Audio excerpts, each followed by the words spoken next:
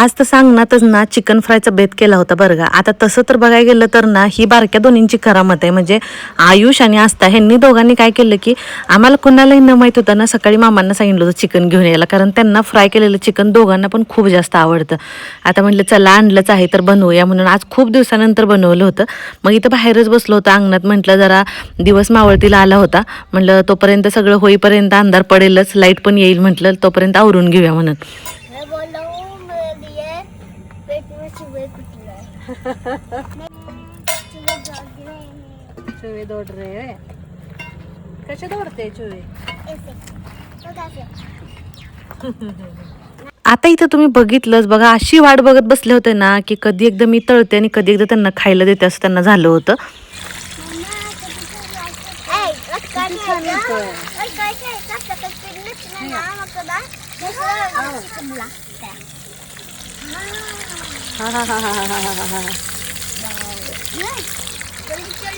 मामांनी chicken घेऊन आल्यानंतर आयुष मला काय म्हणतो की मम्मा संध्याकाळी ना बाहेर तुम्ही अंगणात चूल पेटवा, आपण आज चुलीवर बेत करायचं बरं का चिकन फ्रायचा.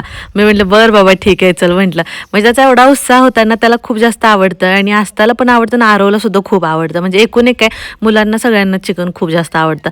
आणि आज खूप महिन्यानंतर आजचा हा खरं तर बेत केला होता. आणि हो आता तुम्ही बरेच जणी म्हणताल की ताई ह्याची रेसिपी शेअर कर. ऑलरेडी ह्याची रेसिपी मी बऱ्याच वेळा आपल्या चॅनलवरती शेअर केलेली, तर तुम्ही तिथे जाऊन नक्कीच बघू शकते. आता इथं पीस मी फ्राय तर करून दिले होते, पण इथं ना आता त्यांना दम निघणं झालं होतं मुलांना, कधी एकदा खातोच झालं होतं. आहोंनी लगेच पीस असे छोटे छोटे कट करून दिले, थंड पण होतील आणि त्यांना खाता पण येतील म्हणून. मुलांनी तर मनसोक्त आनंद घेतला. चला मग कसा वाटला व्लॉग सांगा, सबस्क्राईब करा. Bye bye.